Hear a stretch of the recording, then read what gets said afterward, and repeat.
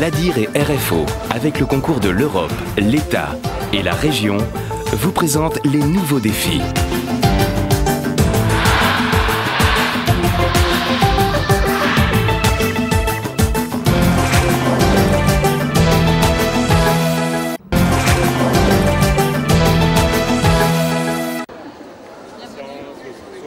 Jeudi matin, aéroport Roland-Garros, c'est le début de 4 jours de folie pour les autres Réunionnais de la finale du 12e trophée de cuisine et service.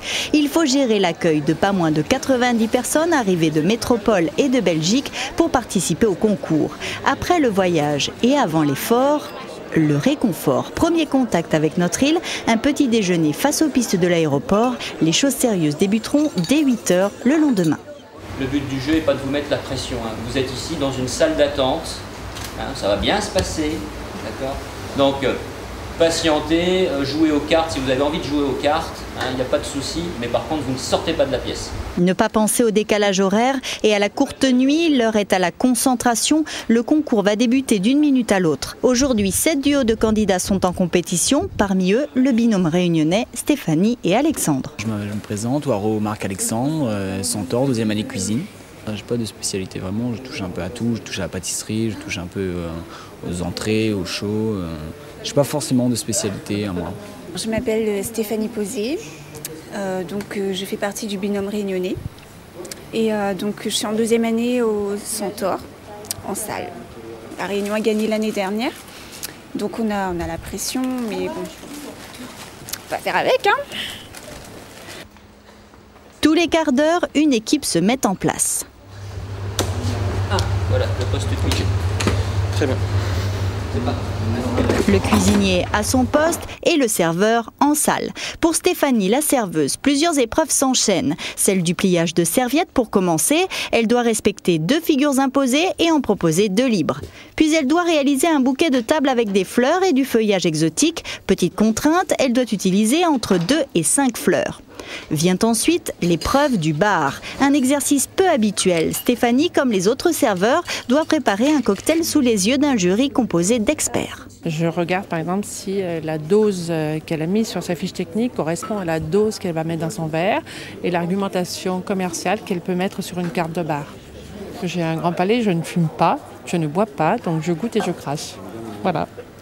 Ils s'en sortent plutôt très bien, ils arrivent à avoir le sourire et une certaine petite légèreté dans l'expression. Et c'est vrai que c'est pas évident, plus les concours sont importants, même des grands professionnels, on peut les voir perdre leurs moyens, trembler énormément, donc le stress peut arriver à tout moment. En cuisine, le stress monte aussi, c'est l'ébullition. Les parfums de cuisson commencent à chatouiller les narines. Pour réaliser leur plat, les concurrents doivent mettre en valeur un produit pays, l'espadon. Pour les garnitures, ils disposent d'un bon d'économat avec tous les ingrédients à leur disposition. On va les évaluer au niveau de la préparation des recettes, donc l'utilisation de leur panier, l'utilisation de leurs matières premières, comment on les utilise au niveau d'économie, qu'il n'y ait pas trop de pertes. Au niveau de l'organisation de travail, les gestes professionnels, l'hygiène personnelle, l'hygiène du poste, le respect des chaînes du froid. Ensuite, on a toute une partie qui est production, c'est préparation préliminaire, préparation des garnitures. Ensuite, on a l'appareil fond et sauce, la conduite des cuissons, les finitions et en fin de compte, bien sûr, leur gestion de temps, parce qu'ils ont 2h30 pour réaliser leur recette. Et le temps imparti s'est déjà écoulé pour les premiers candidats. C'est la dernière ligne droite. Le jury goûte le plat. C'est le moment de vérité. Il faut qu'il harmonise, lui, le vin avec le choix de ses garnitures, de son poisson et de sa sauce. Voilà. Bon, je trouve que quand même par rapport à leur jeune âge, c'est propre. C'est du travail correct. C'est encourageant pour l'avenir. Dans un coin de la salle, Stéphanie présente le stand touristique de la Réunion qu'elle a préparé. Une autre épreuve où les candidats sont évalués sur leur connaissance de leur région et leur capacité à donner envie au jury ou aux clients de venir y faire un séjour. En cuisine, Alexandre est très concentré, voire un peu tendu. Le temps est venu pour de nombreux concurrents de dresser leurs assiettes avant de passer devant le jury en salle. L'espadon d'Alexandre est fin prêt. Le chef apporte sa touche finale. Stéphanie commence le service sous l'œil des caméras et est vite rejointe par Alexandre qui doit maintenant présenter sa recette au jury. Alors je vous présente le Joe d'Espadon, croustillant à la noisette et au thym, avec son moelleux de crevettes au combava. Et sa tulipe salasienne, cette huile de patate douce au gingembre et au sésame, son crémeux de pleurote en verrine et sa salade des mascareignes. Retour en cuisine pour Alexandre, qui doit nettoyer son plan de travail, c'est l'heure d'un premier bilan. Comment tu as vécu ce concours-là? À fond, je me suis éclaté, je me suis amusé, c'était vraiment génial. C'est vraiment génial, et puis voilà. Vous voyez un peu de stress quand même sur ton visage? Pas du stress, de l'adrénaline. En fait, au début, l'adrénaline monte, ça monte, et on arrive à un moment, il faut que ça explose, il faut que ça sorte, donc il faut se dépêcher, et c'est super, c'est génial. À recommencer. Dernières interviews pour la presse locale. Une longue matinée se termine pour les premiers concurrents du concours. Demain, 7 autres binômes suivront les mêmes épreuves.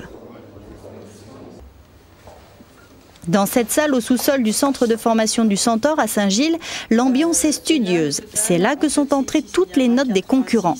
En ce samedi midi, les dés sont jetés, les noms des vainqueurs sont dans la machine. Les notes sont déjà saisies, connues, mais les candidats ne les connaissent pas.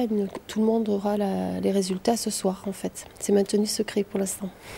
Pour le président de l'Association nationale des professeurs de cuisine et de restauration, qui organise le concours chaque année, le marathon se termine et les premières impressions sont excellentes. Ce que l'on peut dire globalement de notre part, mais surtout de la part des professionnels qui ont évalué pendant les 2 jours, c'est une satisfaction générale sur le travail des jeunes, leur motivation et tout ce côté pro qu'ils ont pu retrouver justement dans des jeunes qui n'ont que parfois 2 ans de formation en CAP ou en BEP. Avant la soirée de gala, pour la postérité, une petite photo de groupe sous le soleil de la Réunion réunit les concurrents, les jurys et les organisateurs. Lauréat du trophée 2008 de l'association. Voilà la soirée de gala tant attendue, celle qui révélera les noms des gagnants de l'édition 2008. Un bon cru pour le parrain de cette année, Fabrice Deving, Bocuse d'Or 2007. J'ai été épaté par leur dynamisme, par un professionnalisme qui était vraiment... J'ai été agréablement surpris, ça a été un grand moment, un grand bonheur pour moi parce que on nous dit que les jeunes n'ont pas envie de travailler et ils ont démontré le contraire. Pour entretenir le suspense, les 11 prix de consolation sont remis dans un premier temps. Bonne nouvelle, les Réunionnais sont dans le trio de tête. Le verdict tombe, ils sont 3e. On lit un peu de déception sur leur visage. La joie des premiers éclipse la 2e place des Grenoblois, car cette année, le trophée de l'ANPCR a été remporté par la jeune équipe de la Côte d'Azur, Sarah Gad, bientôt 18 ans, et Julien Maté, 19 ans. C'est trop bien, on est trop heureux. Merci à tous ceux qui nous ont aidés, qui nous ont permis d'être ici ce soir. À nos professeurs et à tout le monde. À nos chefs, à nos professeurs, à tout le monde. Très très bon souvenir. Même on s'est fait beaucoup d'amis parmi les 14 régions et je pense qu'on se retrouvera plus tard. L'an prochain, le concours sera organisé en métropole chez les vainqueurs de cette année sur la Côte d'Azur.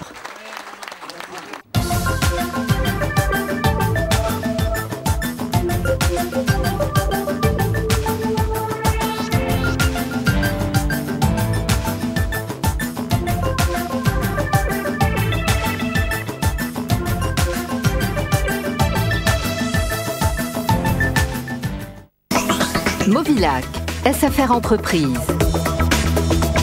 Holcim, la Chambre de commerce et d'industrie.